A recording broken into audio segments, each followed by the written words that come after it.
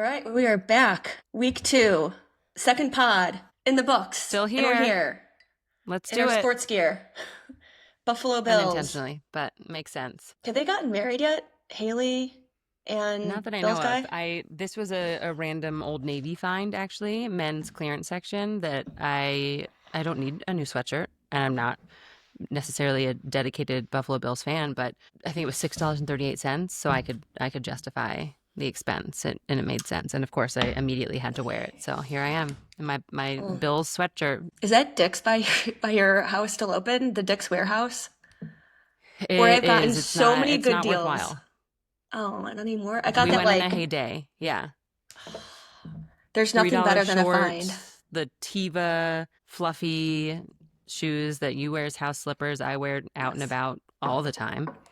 They're the best. Best thing I found there were white outdoor voices overalls for like fly fishing, but you can wear, they can like just unzip the knees. I wore them to Alaska. But like that was one of the things I was going to Perfect. ask you. It was Sierra. Tell me about Sierra. Do you know Sierra? Have you been to I do know Sierra? Sierra. I know it by association because I am a Maxxinista. I spend too much time and money at TJ Maxx and Marshalls to the point where I now can't, not now, I don't know a time that I was ever able to pay full retail price for anything. Because I know I can get it less, usually at Goodwill, preferably Goodwill. If not Goodwill, some sort of consignment shop like a Plato's Closet or something. Or, I mean, I just bought an Abercrombie and Fitch silver denim midi skirt at Marshall's. Whatever you're envisioning, Because you need it's that. significantly Because you need cooler that. for $10. But I was like, I had to, and it was the only one, obviously, because there's never like a plethora of these things. It was my size, so I know Sierra by association with the other stores, but I don't shop there. Tell me about it. Do you shop there? It's exactly what you need in your life. It's the TJ Maxx or Marshalls of like outdoor wear. It's like the it's like the REI meets Marshalls meets Dick's Sporting Good Warehouse meets can't even think of anything as amazing. What did you so is it similar to the kind of TJ Maxx Marshalls vibes where you maybe go in looking for one, you have like a sort of vague idea of one thing you're looking for, and then you end up getting 10 Total different hit or things that you miss. didn't even know you were looking for? All of the above is either Great. hit or miss. You can go in there so either you have a great selection or you can go in there looking for one specific thing and come out. It's like Target. You go into Target I dare you to try to spend under $100 at Target. I dare you. You know I know what? I haven't been to Target in such a long time, and it wasn't intentional. I understand there's people boycotting Target, and I fully support that. I don't need any. I have just cut back on spending. So I didn't need a So silver good. Abercrombie and Fitch denim skirt, but I own that now. But I feel like there's stores that I can help myself and not go into, and Target's one of them. Target I can avoid, and I've been fine living without Target. There are stores that I can't avoid. TJ Maxx and Marshalls are. It's like a dopamine hit. So Home Goods, you didn't mention. So Home Goods is in my. It's part of the family. So I don't know, like TJ Maxx.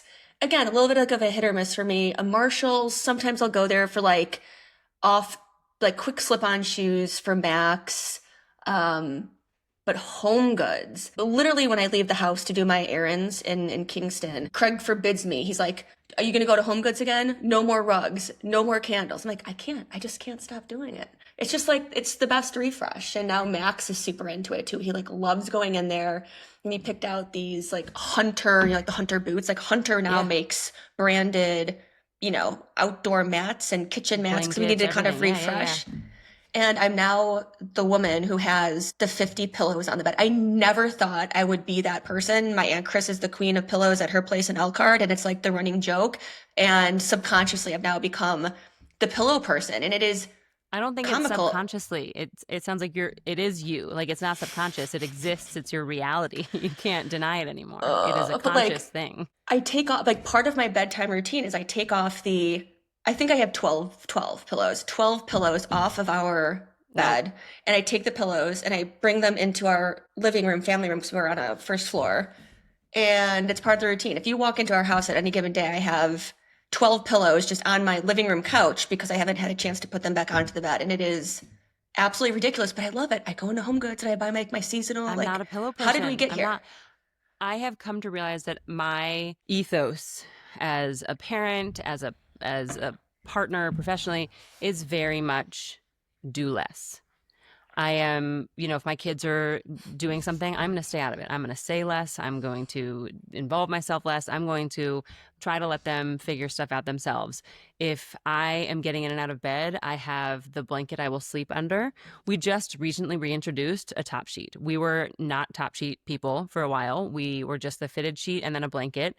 And very midlife apropos, we had to reintroduce the top sheet because I had the worst night sweats during breastfeeding, both of pregnancies, that I was like, I cannot be washing our comforter every single night because I'm literally just drenching it with my bodily fluids that are just abundant. So we became top sheet people again out of necessity. Welcome. And now it's welcome. cozy and I love it and it makes sense. But that's it. There's nothing else on the bed. Like, do you sleep? Wait, do you sleep naked? Do you or Spencer I don't. sleep I naked? sleep in a shirt and my undies. Yeah, I'm not a naked person.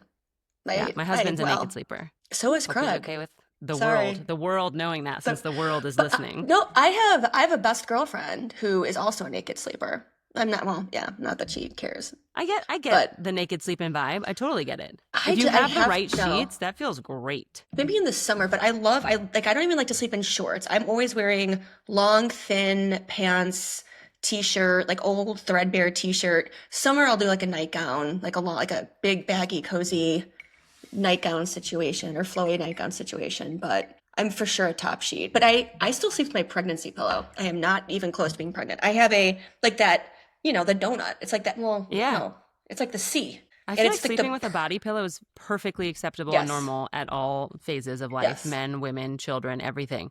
I brought the pregnancy pillow back out when I had shoulder surgery so I could make a little cocoon because I literally had to sleep in my sling and couldn't move. So I was like, I guess I just need to like bundle myself and not move. And so it's still out now. I just kind of kept it out because I was like, oh, I forgot how cozy this is. Like, you don't need to have a belly to prop up in order to be comfortable. No, I'm like with a pregnancy pillow. It's super comfortable. I've gotten so specific with my bedtime routine and sleep environment and particular with it. Your midlife, I'm 40 now, bedtime routine. Obviously, 20 minutes to move your pillows from the bed to the living room. From there, taking that into account. But like dream routine would be, okay, let's say I put Max to sleep. We are on the worst schedule with him right now. I can't even get into it. It's terrible right now. But my dream scenario would be he's in bed before 9, which means I have from 9 o'clock on to get myself just like completely unwind. So 9 o'clock, I do my whole routine, the face wash, the brush the teeth. But like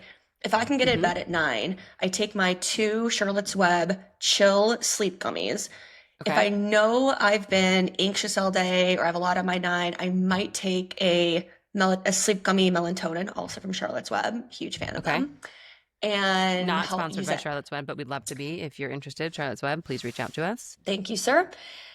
And read. Like I'm so specific on reading before bed now. I've had to train my brain to keep my phone away from me. It's so tempting to just scroll. Because it's like that death scroller. I know. But because like when else do you have time to scroll and look and like Craig's like a hardcore scroller, TikTok unwinder. I'm like, I like almost prop the pillow up next to me so I can see his blue light because it's genuinely distracting. I'm like so proud of myself. I'm reading A Tree Grows in Brooklyn for the first time. So I'm like genuinely getting back into the reading game. And I'm always checking like before bed with part of my routine, looking at my Oura, seeing, logging my activities. We love our rings. They're the best. We love our Ouras. But like, and again, like the Oura thing is like, I wake up the next morning and if I slept great, I'm like, ooh, I slept good. Oh yeah, Aura's confirming I slept good. If I sleep like shit, it's like, yep, Aura's confirming I slept like shit. Confirm, yeah.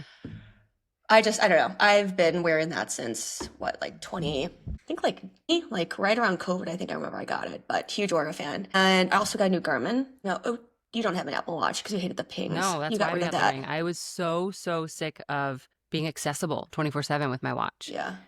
Even when I would make a concerted effort to put my phone somewhere else, I could still, and I know you can turn notifications off on your watch. I'm well aware that you could do that, but I still felt like I could still be reached, like I was still accessible to everyone at every time.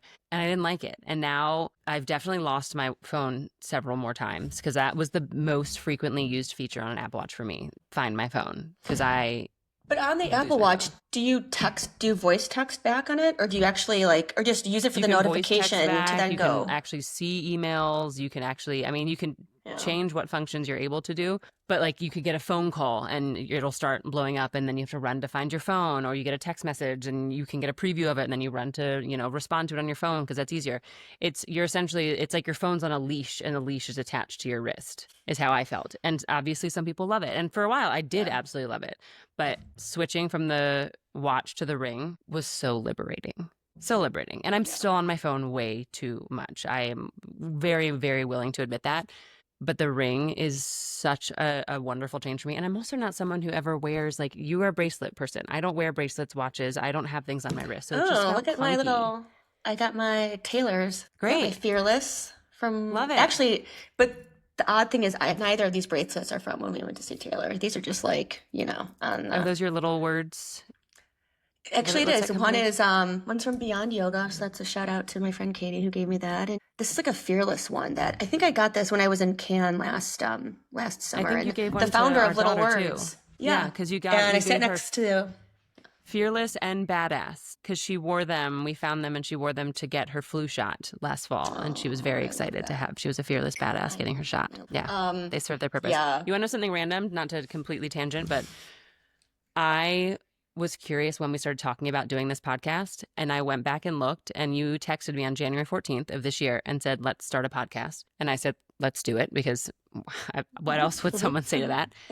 And we have done a lot of back and forth since then. We've done a lot of planning, a lot of prep.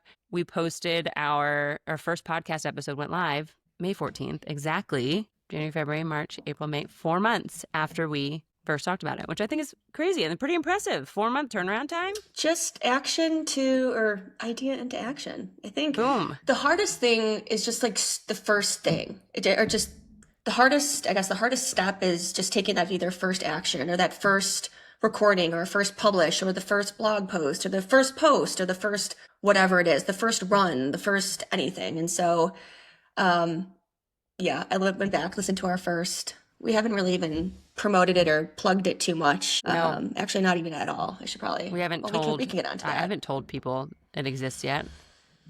My mother-in-law found us on TikTok, which I'm not we're hiding, but I was like, oh, we have a new follower. And it was my mother-in-law. So she found us. You know, else I found that. Thanks, lady. But no, it's like, I'm such an audio person, like as we have been talking about. And now, even in the past week, when I listen to content and shows, it's also with a different, I think either like appreciation or just curiosity in terms of how did people start? Where does the inspiration come from? And not surprisingly, every single either podcast or show or production that I love literally comes with an entire suite of like it sounds amazing. Everyone has these amazing, of course, behind the scenes, either producers or sets or whatever. Clearly that is not why we are here. We are not there right now. This is just a convo. But I don't know. It's fun. We'd be checking in like this any week anyways.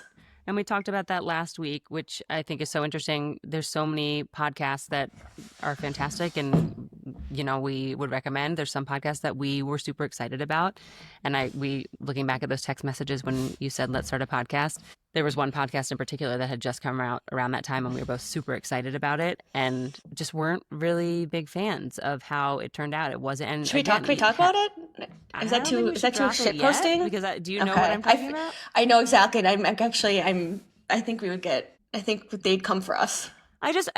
You know what? It's totally fine. Everyone's allowed to have their opinions about things, and there are going to be plenty of people that don't enjoy listening to this. But I think that it's interesting, even when you do have a full production team and people behind you and support, it's still not going to be the right fit for everyone. And that's, I think, part of the joy of podcast. The space is saturated.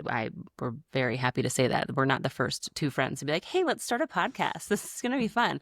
We get that. This is not an original idea. People it's not even care an original exactly what name. we're talking about. The name Sip Happens is so used by so many other podcasts. We get that, but it felt right for us, so we didn't fight it. And I think that's another part of the process that is so important.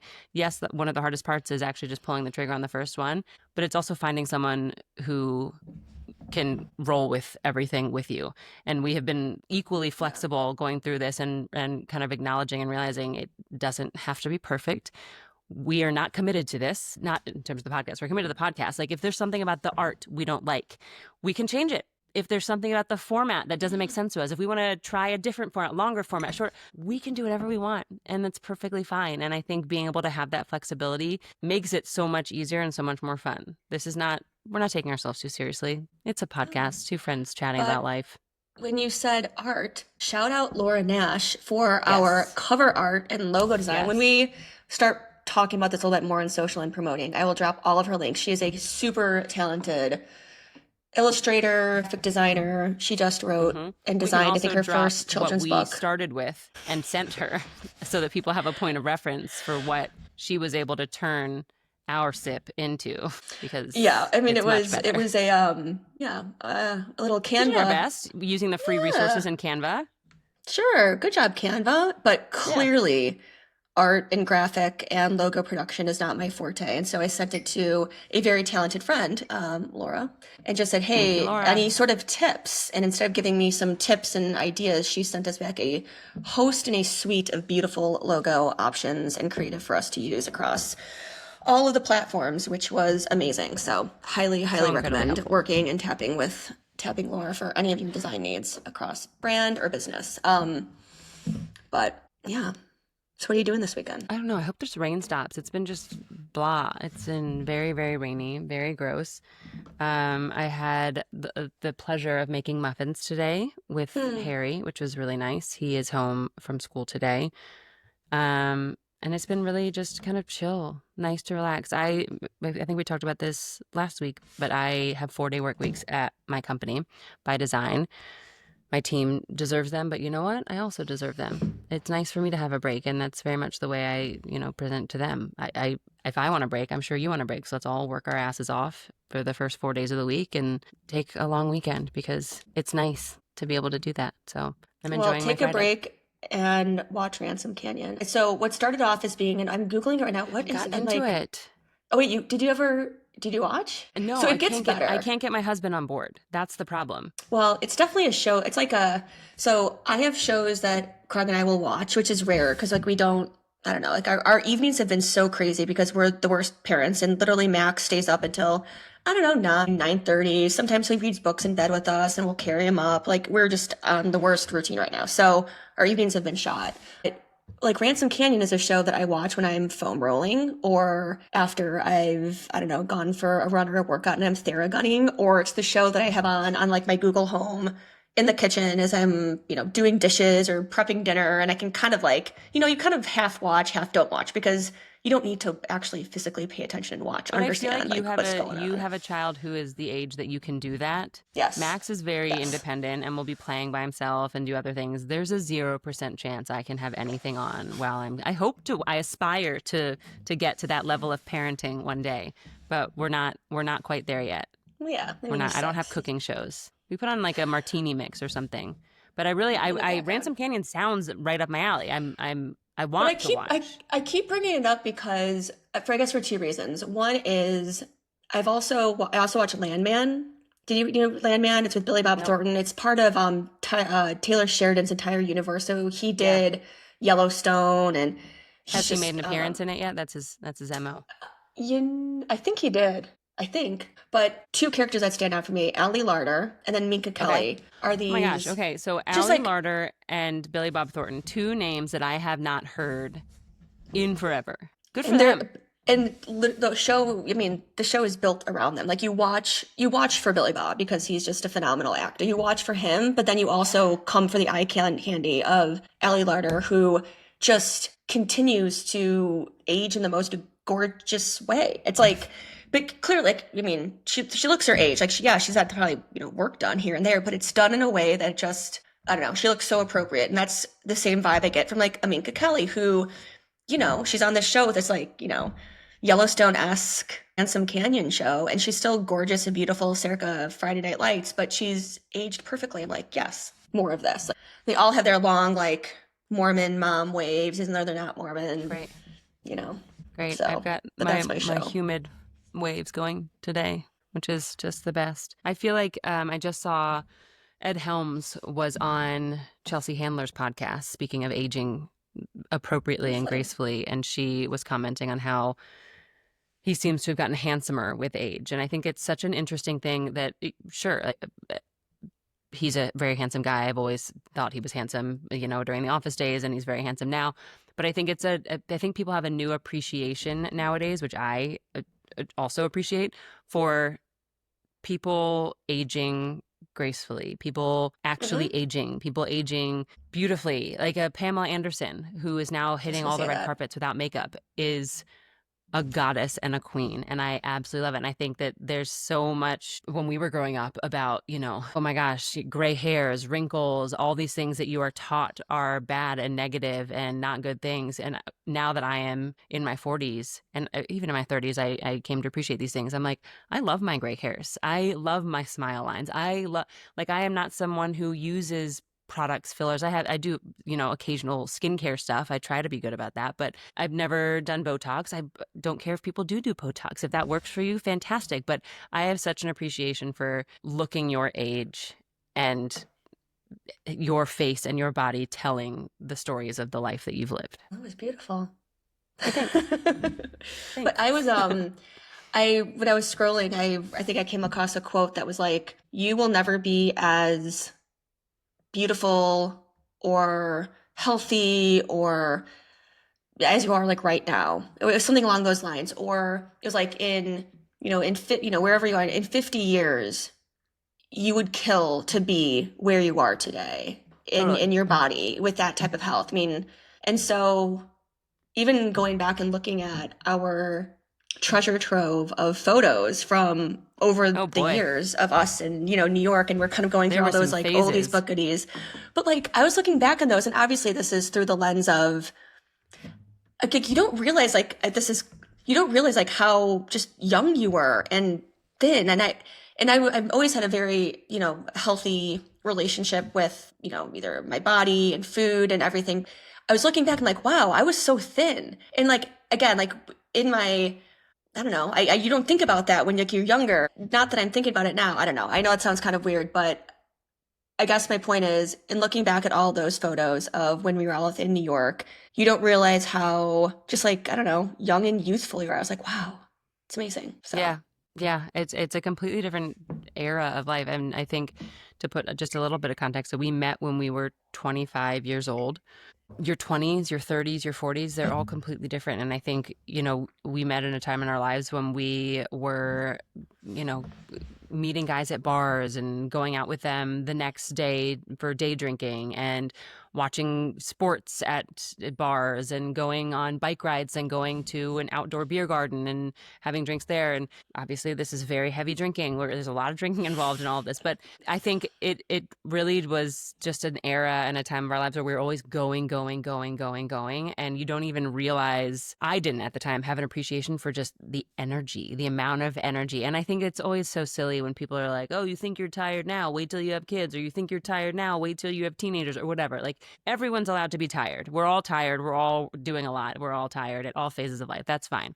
But as a 40-year-old looking back at us in our 20s and the things we were doing, we would go out until 5 a.m. and then go to work at 9 a.m. and then meet for happy hour again at 5. And we I, were fine. I was totally fine. I think I did the same thing. I remember when I was in Chicago and I was working at the PR agency I was at. Like I would go out with like friends after for happy hour after work and just stay out until the latest, and your bodies were fine. I was just able to adjust and Totally show up fine. the next day and still log my hours and do my client work. Whereas now, I mean, to be honest, like I have to be pretty strategic about how and when I drink. Absolutely. That little hangover can come up and just grab you after something that you didn't even How, think was a when, big deal. and what we drink. I think that I Yes. notice a huge difference when my body can crush red wine. I can drink red wine rosé until the cows come home. If I throw in some cocktails, if I throw in a lovely little margarita, a martini, I feel very differently the next day. If I'm drinking beer all day versus some rosé, I Hmm. feel very differently the next day. I'm not someone who can crush a bunch of White Claws on a boat all day. I wish I was. In theory, that feels very appropriate for me. My body says, no, don't do that, ma'am. You can't handle that. This is No, not thank you. okay. And We it's don't like, like yeah, this. and Aura will tell you. It will tell you It when you've will. had. The ring will yell at you. Are you But I good? would, It feels like you're struggling today. I am struggling. Thank you. yes, thanks for the obvious note. But I don't know. I had, yeah. I mean, 2 weeks ago before I did a 10K, I had pizza and 3 beers at Arrowwood before I knew I had to be up at 5 the next morning. But it was a strategic choice because I took 2 days off and I genuinely needed to have carbs before I Sure. ran. And so Of I had course. 2 really good pieces of pizza and then 3, but they were Pilsners again. So it was a strategic choice. I didn't go for like big, overly hoppy alcoholic IPAs, didn't go for anything heavy. We were 3 light Pilsners over the course of like 3 hours because I was at an event and I was still, home by 5, hydrating, watch Ideal. something. You know what I mean? So it's just like Yeah. Yeah. knowing Yeah. how and when to, I wouldn't recommend that always, but you just know your body and like how it reacts. That's Martinis, I would not been have been able to run.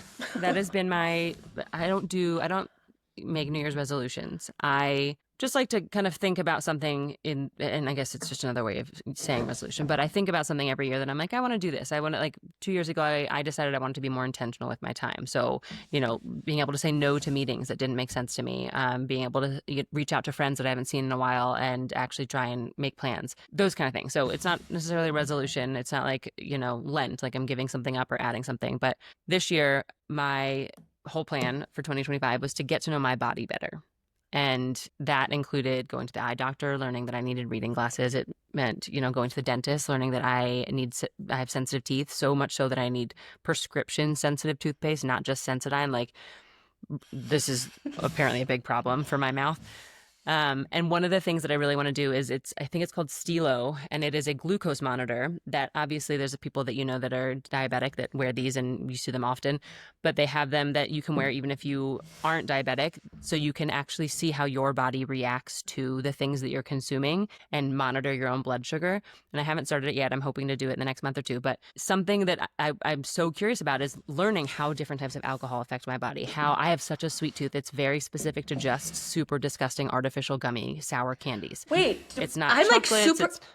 It's Clearly, we're the same ridiculous. person. I'm obsessed with Haribo. Like, I'm just on this obsessive Haribo kick. Like the sour Okay, but Haribo you don't gummies. keep it stashed in your house. You're like health and wellness No. focused. There's like a cabinet in my house. There's snack containers full of it. Like, it's a thing. It's a problem. And I need to know how it's affecting my body. Because if I see data specific to that, if I see something that's like, hey, your blood sugar actually goes into full panic mode when you eat 3 gummy bears, never in my life have I had 3 gummy bears. It's like the whole bag in one sitting.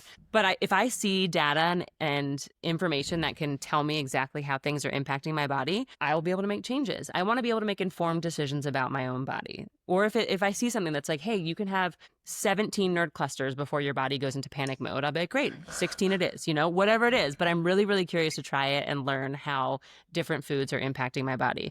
My sister turned me onto this and she learned some really interesting stuff like too much fruit, or white bread versus wheat bread, like things like that are really impacting your body that you might not even realize without seeing the data. You might be like, oh, I guess I was a little sleepier that day, but I want to see the breakdown. I want to see the numbers. I'm like, for me, for sure, it's like pasta with like a turkey meatball and and I love it. It's like such a treat, not treat food, but just I don't have it often, but when I crave it, I want it. And I go into some sort of comatose state after I've had this like plate of pasta with I make amazing homemade grass-fed, grass-finished like meatballs and then marinara and Parmesan cheese and give me a little crusty bread and a glass of red wine, chef's kiss for like a cozy comatose night. But like I feel like that is like spiking and then I'm just dead. And all I want to do is like be on the couch.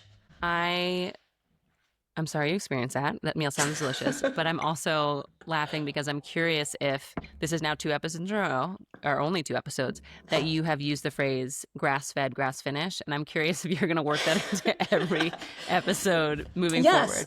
Absolutely. I don't know how we can incorporate, if they can part of my- sponsor, if grass can sponsor us in some way. Part of the Hilltop Farm Catskill Wagyu up here There in you Ecuador go. that I've had. There you go. Yeah, I Please think last sponsor week us. it was Lemon's food. It's just so funny. Yeah, when I was talking about her chasing the goose, I don't know why. I guess it's because I don't eat a ton of red meat, but when I do, I'm specific about where it's from, how it's raised, how it's harvested, everything about it. And Yeah. I don't know, over the past maybe like year, maybe 2 years or so, I've definitely started to increase, I don't know, more, I don't know. I've gone up and down with either eating more plant-based and trying Yeah, to be gluten-free, just trying to figure out, again, similar to you, like my body and how my body responds. And totally. I had gut issues. I was like, how is this all affecting it? But my body does well with meat. I want to do it in a very Grass-fed, responsible. grass-finished. Not So just my any meat. grass-fed, grass-finished um, meatballs that I make, and they're actually very, very good. So, You know what's so interesting is we are a meat eating family, not like steaks every night kind of family, but we eat anything. We have no food allergies. But a couple years ago, we decided we wanted to just give our bodies a quick reset and do vegetarian for a month. So the first, I think it was January of 2023, we decided to do vegetarian for a month. And we wanted to see how much it actually impacted our bodies. And the wildest thing, so my husband and I have unexplained infertility, which means essentially we've been having unprotected sex for 9 years and only gotten pregnant twice. And both of those have ended in miscarriage. But one of the times we got pregnant, so one was before we even realized that we had the diagnosis of unexplained infertility. And the second time was when we were vegetarian for a month. And I think I don't know. The only explanation I have is because we were eating so much more soy. We had so much tofu and so many beans and cut out all meat, chicken, pork, fish, everything. And it was just veggies and a bunch of soy. And that I think that diet impacted my body in a way that I was able to get pregnant naturally. It didn't stick, obviously. It's obvious to me. I only have 2 kids. Both of them are IVF babies. But it was so interesting to see how much diet impacts fertility for me. mm-hmm, It's not going to mm-hmm. impact everyone's the same way, but for me, and I think there's a lot of other stuff going on. It's not like I could change my diet and suddenly have all the babies in the world, but I think it's an interesting piece of the puzzle for infertility for people who are going through that to potentially explore how diet might be impacting it. It no doubt impacts fertility and women's health, and I think it's unique to everyone. Like I think about cycle syncing in terms of like eating for your cycle. Mm-hmm. I don't say like I cared. I just was never as in tune with my body as I have been maybe for the past, I guess maybe since Max was born and since we were trying to have a second with just even your cycle and Yeah. understanding just when you're ovulating. And it's, I don't know. I didn't, I And don't say not I to go didn't grow back up in to an Oura ring, environment but like that. that helps with Mm-hmm. that as well. I mean, Mm-hmm. the way that you are just in tune with, when your cycle might be starting, how your body is changing, how your body temperature is being adjusting to your cycle, and what phase of your cycle you're on. Well, It's yeah, and like wild. different, like, again, you're supposed to be eating different foods. There's different seeds. Like it's called seed cycling as well. So you eat different seeds to promote, your hormone health during your follicular phase This is or news to me. I don't know anything follicular. about this. Yeah, so you eat different seeds. So it's called seed cycling as well. So the, I Have don't you know, been doing the this? no, I probably could or should, but I think it requires a level of planning. You have four parts of your cycle, and so basically Hmm. every week out of the month you eat different types of foods based on where you are in your cycle to again support your hormone health. And Sure. seeds play a big role in that, whether it's sunflower seeds or chia seeds or flax seeds or pumpkin seeds, whatever, because they all have different type of again nutrients and minerals that help support hormonal health. There's So, I so mean, much as I women know. that we didn't know about our bodies, about our cycles, about things until our 30s or 40s. And there's still I things that know. I'm learning about my own Yeah. body and how the female body in general works. One thing I will say is I don't do seed cycling. This is the first I've ever heard of seed cycling. Seed cycling. I do wardrobe cycling during my cycle. There are jeans that Mm-hmm. fit me perfectly, and then 2 weeks later, there are jeans a size up that fit me perfectly. And I will always recommend this. If you find a pair of jeans, pair of pants, whatever it is that you love, buy it the size that fits you and then buy the next size up so that you can still wear it whatever phase of your cycle you're on. Because there is no shame in wearing different sizes. There is shame for me personally in trying to squeeze into something and feeling uncomfortable all day long. Yeah. I will admit defeat and just throw on sweatpants at that point. Yeah. I don't know. I've been in such a baggy clothes phase. I've been like this big baggy shirt, these baggy pants. I don't want anything tight on me. And it's for no reason other than just like I'm in my loose fitted era. And That's my that's the life. only I think yeah. there's people who see me in something fitted and they're surprised to see my body. 'Cause and you know me. I mean, I barely bought maternity clothes for my 2 pregnancies. I just kind of was able to fit Or in the things that were just oversized that I wear every day anyway, which is perfectly fine. I love it. I love oversized. And there's got to be something that I can find in my childhood or something that explains that. But for me, it's just comfortable. Eek. Well, tonight we have friends coming in town. Jane and Brent are coming in from Connecticut. Lovely. And we are going to the Catskills Cocktail Club, which is our friend Brendan, who is a really, really talented mixologist, used to work in the city, now lives up here in Accord full time. So he runs the CCC, which is just this great local cocktail club that's hosted at a nearby, That's really where we spent our New cool. Year's. It was lovely. Yes, that's right. I forgot you were there. At Starlight Motel, which is kind of a cool hipster motel up here. So shout out to them if you're ever looking for a great place to stay. And then we're going to go to dinner, likely at Innis afterwards. And I'm thinking, like, what am I going to wear? Because, like, I don't know. I've just been in a phase where I've just been so chill. And I'm like, you know what? I'm probably going to put on a pair of, like, cowboy boots and, like, these baggy pants and Cool. a t-shirt maybe and go. So Great. we'll see.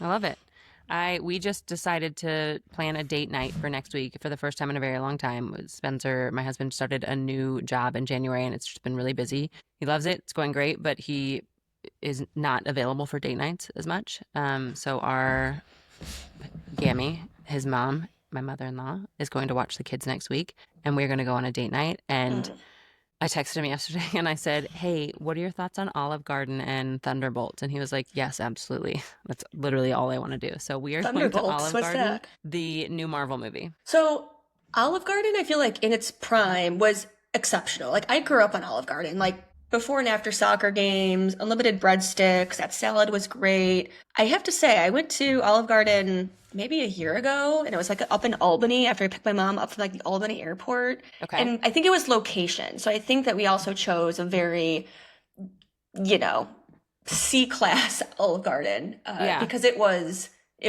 dismal. So I really hope your experience is better. So I will say this isn't a regular thing for us. We've never been to Olive Garden. I mean, my husband and I have been together for 9 years. We've never been to an Olive Garden together. However, we did recently just find a gift card that someone had given us because the bar he used to work at in Manhattan was around the corner from an Olive Garden. And one of his friends was like, after work one day, you guys need to meet at Olive Garden and go there. And we were like, great, cute, love it. We never went, but we somehow kept this gift card, like it's a printed certificate, gift card, and found it and called to see if there's even a balance on it. And there is. So we're going to go treat ourselves to $25 off our date night at Olive Garden, which is in the mall parking lot area where the movie theater is, and then go see the movie. Can't wait. I mean, you should at least go to like Cheesecake Factory or There's one in the mall as well, and I would love to do that on our next date night. Because we're going to do the Marvel movie this week, but I still really want to see Sinners. Me too. I haven't seen a movie in such a long time. I don't think that I would see it in, so it takes a lot for me to get us to a theater for a variety of reasons. I also just love the comfort of my own couch. So I feel like Sinners the closest theater for you? There is one in Kingston that we can go to, but I save all of my juicy movies for when I'm home in Chicago over Christmas and we go to like one of those big IMAXs with Lazy Boys, and it's almost like empty and it's amazing. You can't see a movie in any other capacity now that exists, now that humans have experienced that. I remember the first time I went to a movie theater that hadn't been upgraded yet and it wasn't reserved seating, and I was like, oh, we just sort of like pick and sit with strangers. Like this makes no sense. It's so archaic. Like that's how we grew up going to movies. You just walked in and you tried to like find. I'm a family of 6 growing up, and we would try to find 6 in a row. I mean, it doesn't exist. That's not a thing. But it's crazy now because you now have the option of all of the movies that I want to see within. If I'm kind of patient, I can just rent it on Amazon for like $5.99, and it's amazing. Like we watched. What did I just buy to watch? Oh, oh my God, Nicole Kidman, the one that just came out. Oh my God. And it's like, I sound like such a dork. With the young boy? Yeah. The young boy. That young lad. I was about to describe it as like, oh, that sexy movie with the young boy. Like, but it's not, is it the drinking the bathwater one, or that's a different one? It's when she drinks the milk. And it's like this like really sexy scene because she's like the dominant. He's like the dominant one, and she's like the submissive one, and so she wants to be like dominated in bed, even though at work. But I'm thinking of the one with Sabrina Carpenter's ex, where he drinks dirty bathwater, and this could be the same one. Super sultry. I don't think it's the same one. Don't make me Google this while we're on here. but it's going to drive me nuts. And I know this literally makes us dumb right now, is being able to Google shows like this. I literally posted a video about this the other day. I was like, we are becoming dumber because We we're are, not but using our brains. but now that I'm on here right now, I got to see it. Anyways, so I watched that, Aaron. Baby Girl. Baby girl. Baby Girl. Okay.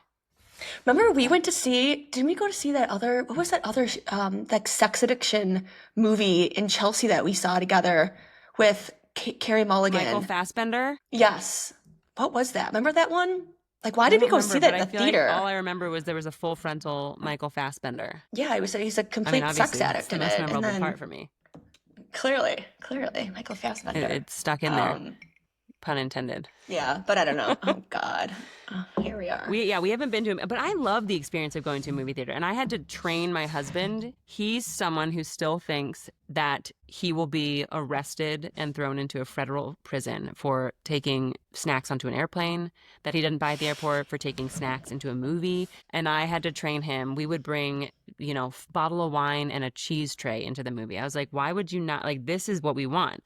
Obviously, we can still get the Twizzlers and the Mike and Ikes. You're going to need a little something after the cheese and wine. But I had to train him to do that. So I'm really excited to see how many breadsticks he pockets from Olive Garden to take into the movie after our dinner date. Do we talk? I mean, first of all, queen of bringing my own snacks and provisions into a theater. I haven't gone, but like when I was home in Chicago, I brought my own Yeti wine cup, and I just kept it in like my purse, because the wine at the IMAX or whatever was like $18 for a glass of like terrible Shiraz. I was like, no, thank you. I'll have my Barolo. And yeah, any day. And also brought snacks for Max. I mean, he really wanted the butter popcorn, but I also brought his like bear roll-ups and whatever. Course. So yeah, no, but I'm also like not a rule follower at all. Like I don't follow rules. Awkward. And like, of course, I'm married to a lawyer. No, you have to bring your own. But Spencer doesn't. Yeah. I was gonna say, it doesn't strike. Actually, yeah. Wait, were we talking about this over New Year's about how they follow the rules? Oh no, it was my other friend Michelle and Mark. So like, Craig is a complete play by the rules, 2 hours early to, arriving at the airport, can't be late. If he goes into a store and he opens a bottle of water and he's like drinking the water while he's shopping around, he's like so specific to like show the water bottle like at like the security camera to show that he paid for it. Whereas I'm just like, I tread lightly. I don't steal, but like, I don't know. He's a rule follower. I think rules are sometimes more of like suggestions on what to do. Yeah, my husband's very particular about rules in some capacities, and then in other places, like if someone cuts him off without a blinker, he's like, "Are you effing kidding me? Like, this is ridiculous." But then he'll merge in front of someone without a blinker, and I'm like, "This is an interesting double standard." It feels like, do you believe in blinkers or not? But he very much is a rule follower. I think if you had to categorize him one way or the other, he follows the rules, because he is very much of the belief that rules are in place for a reason. It's not just an arbitrary thing that is there to, piss people off or to, make someone happy. There's a reason behind rules. And so if he understands the reason and believes in that reason, then he very much is behind whatever the rule is. You know who are not rule followers? The under 6 soccer team that I'm coaching, which is truly like doing God's work. I hope the other parents appreciate the volunteer job that you are doing herding cats. I think they do. It's also, none of them are going to listen to this, so I can kind of speak freely without using names. It is pure organized chaos and play. These are 6-year-olds, but the kids on my team are, there are some like really young kids. There's some kids who like just turned 5, which are quite young compared to someone who's like 6 and a half. Yeah. And so it is also literally worth adding that you are very qualified to be in this position. You played soccer in college. You know what you're doing. You deserve to be the coach. You've earned this. I am the coach. I show up looking legit. I wear like Chelsea jerseys, my old Northwestern jerseys. I bring out my gear. And I did not play in Chelsea, but I don't know. I guess I'm a fan of Chelsea because of the environment. Absolutely could have. Yeah. Completely could have been on Chelsea FC.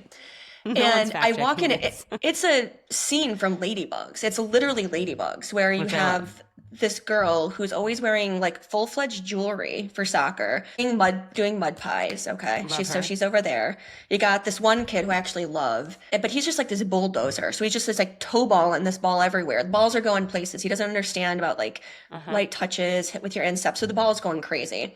Then you got this other girl who every 5 minutes asks me for a water break. And I say, sure, just go get your water. So she proceeds then to always get her water bottle and bring it to me and say, can you squirt it in my mouth? I'm like, no, girl, you're fine. Squirt your own water bottle into your mouth. Where did we learn this behavior? But meanwhile, like the parents are still kind of around there and they're watching their kid ask for water every 5 minutes and watching her like tug my jersey, asking me to like literally feed her water. And I'm like, your parent is right there. Go ask them. I'm kind of trying to keep, this other kid from not without eating Sure, bugs I'm right responsible now. for 27 other children. Yeah, and then you got this other guy who just like so physical, just like elbows the shit out of kids or like steps on their toes. It is just like it's a shit show. It is a shit show of soccer, and they all love it. They don't even play, but I just leave and I'm just like, what was that? Like literally just what even was that? But I also feel like all the parents are kind of like watching me, and like this might be all in my head, but It absolutely is. I kind of want like, I don't know. Like, are you guys gonna? Some of their kids are gonna be like assholes too. Do you guys want to like reprimand your kid because he's just our kids can be assholes. Some kids are absolutely assholes. It's very much. It just goes to show you, like, I can deal with like the annoyance of you can deal with your own kid being an asshole, but I can't always deal with other kids being jerks and just being annoying and rude or not listening. Every family has their own brand of chaos, and you learn to survive in your chaos. But when you get into someone else's chaos, it is jarring. It is absolutely, you're like, oh, this is a very different kind of chaos than mine. And I'm sure other parents are looking at mine like, oh, they just brought a very different kind of chaos to my chaos. This is really bizarre. But you learn to manage your own chaos in a way that works for your family. And it's a lot when something else is thrown into the mix. And you're like, oh, that there goes the balance that we just had figured out for our little family unit. Now we're just a mess. So at what age do you not wipe the butt of other kids who come into your homes if they ask you to wipe their butt? This is something I'm working on right question. now. Because I have not had to wipe anyone's I have friends butt yet, aside from mine. Mm-hmm. Kids. Mm-hmm. I have kids who come to my house who go poop and then they ask for help and want me to wipe their butt. And I've surfaced this question on the group thread where I was met with, no way, they can deal with it. I'm like, maybe they can deal with it. I mean, I don't know, 6? I mean, I feel like I would just ask the parents. Like, I don't mind wiping someone's butt if they need help. If their parent is like, no, don't do that. They do it themselves at home all the time. They're being a weird creep and asking you to wipe their butt. I'd be like, oh, cool. Now I know, like 7 wipes later.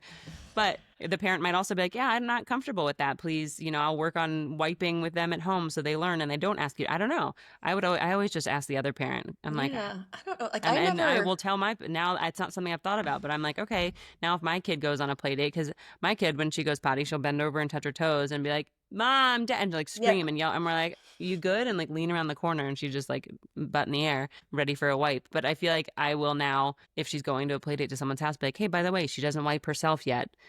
Can you give her a little? Yeah, well, she's younger, but 6, I feel, I don't know. Feels like you should be able to do the reach around. You can kind of get going in there. Anyways, that's my my uncoachable butt stories from this weekend. Yeah, that's an interesting thought, though. I haven't thought about wiping other children's, but we've had cousins and stuff, but it's usually in their home, and it's interesting. Yeah, now I have to think about that one. Yeah, I know. When in doubt, my answer is always ask the parents. I saw someone post a question on Facebook the other day in a Facebook group that I'm in, which is a weird thing to say because I am not active on Facebook at all.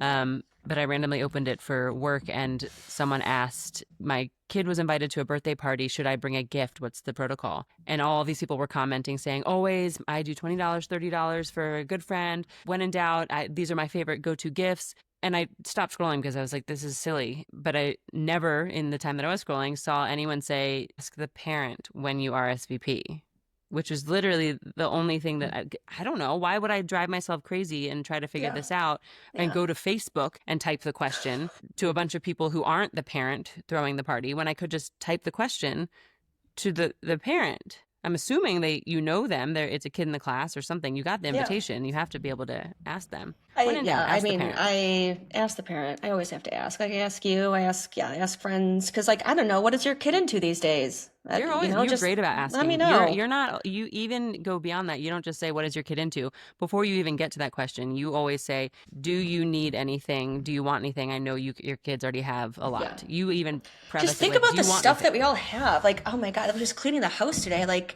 the amount of toys we have in here, It's insane. it's, And then the it's, filler nonsense where people I are just know. getting you something just to get something, and it's like a $3 this from the TJ's clearance section, or, a random Target something that you're just like, I'm gonna have to. The number of bubble wands that we have gotten from the Target clearance section, the Target dollar section at school parties already this year, that I'm like, what are we gonna do with all these bubble wands?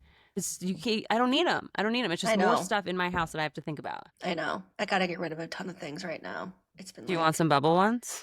I think I'm good. I think I'm good. We have plenty. We I have think I'm plenty. good. Are you kids going to, what do they do this summer? Are they in camp? Or do they like year They're round? What does not, she, like Emmy no. do? Daycare is still going year round for a little guy, which is helpful. And she's still young enough that she might actually join him at daycare. That's nice. It's like we're on the wait We don't list have to do that for, part yet. it is just, it's aggressive and ruthless. It's like trying to get your kid into, You have I to don't have full know.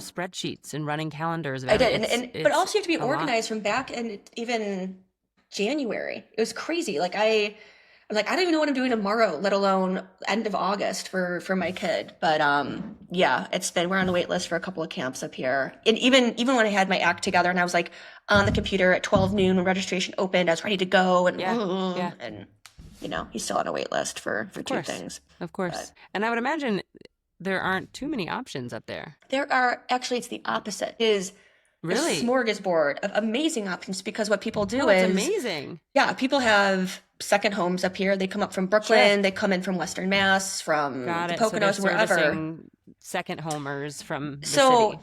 yeah, and like August is like the most competitive time because you have people who have their weekend houses up here take August off and put their city kids in local camps. And so we belong to Innis, which is our local, it's a local members club, Members Club, social hotel, club. spa, pool, golf situation. It's wonderful. It's down the street from our house.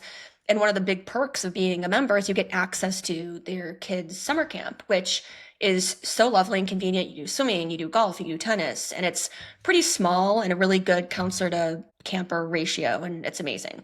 Love it. But you also are then competing with all of the other members who happen to also be from the city who come up there. And so there's that camp, but then Not there's ready for this that. other, yeah, but then there's also wonderful, wonderful camps. Like one's called Wild Earth that Maxx go to, and it's purely outdoors. You are outdoors, rain or shine. You nature pee. I think they have like a portable potty for like number two. You go to camp in like a yurt, and it's just such an amazing way to introduce them to nature and the environment. Yeah. And And so that's circle great. back to Sierra, where you get to go do all your shopping to stock up for Max's outdoor gear for camp. So maybe we can become sponsored by Sierra as well. But it's again, Yes, it's my Sierra is your TJ Maxx, I guess. Because it again, it's like is. everything outdoors. They have aloe yoga finds, they have on running shoes, they have Solomon gear, they have your Stanleys, they have your Lululemon, they have all of this brand stuff that's discounted and it fits perfectly into my accoutrement of active sportswear. And It's we're very on getting brand for cold you. plunge is coming next week, which is my We got latest and a greatest. Brookstone portable cold plunge, which is like a small, I don't know if it's inflatable, what it is, just bucket. I mean, it's human size. I don't know, this is not human size. Obviously at TJ's, marked down 7 times for $20. So we were really excited about that. The $20 art cold of plunge. a deal. Are you still doing It's amazing. But Poshmark? you know what? The one, and I know we're getting long-winded here. We're going to have to bring it in for a landing. But the one complaint I have about the TJ's, Marshalls, I will include Sierra and Home Goods in the mix here, is that it's like treasure hunting.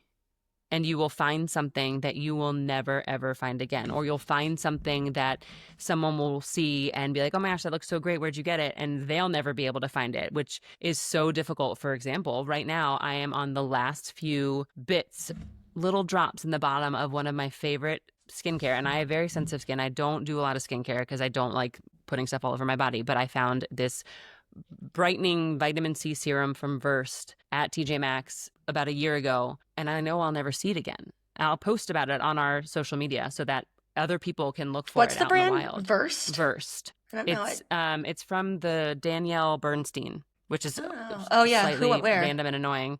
Yeah. The Who What Wear brand, Yeah. but I love it so much, and searched it recently and saw it online for ridiculous markup because I'm pretty sure it was discontinued. So my only hope is that somewhere in the world, in another TJ Maxx, because I've obviously scoured my local stores already, but somewhere someone will find it. So I'm going to post about it so that people can hunt for me. But that's the art, again, the art of the brand is by instilling hope inside shoppers that you can find Literally, these you have treasures to and go these to every deals and you location. never know. Okay, this is the last one, then we can wrap it up. Neiman Marcus Last Call. The best thing I ever found at Neiman Marcus Last Call, Gurney Mills, northern suburbs of Chicago. An amazing silk leopard pair of Dolce & Gabbana heels. They're still so iconic, so I'm classic. I getting think a I got them dopamine high just for, hearing you talk about yes, it. Like it's yes. so, And it's so good. I will always go into a off Fifth. Okay, so no, off Fifth is Saks. No, Neiman Marcus Last Call. It was Neiman Marcus Last Call I got them, which I don't know if those are even around anymore. They They exist. the best. I will always go into one of those now, based purely upon the hope that I might be able to find something of that caliber. And sometimes you can. And forever a fan. Agreed.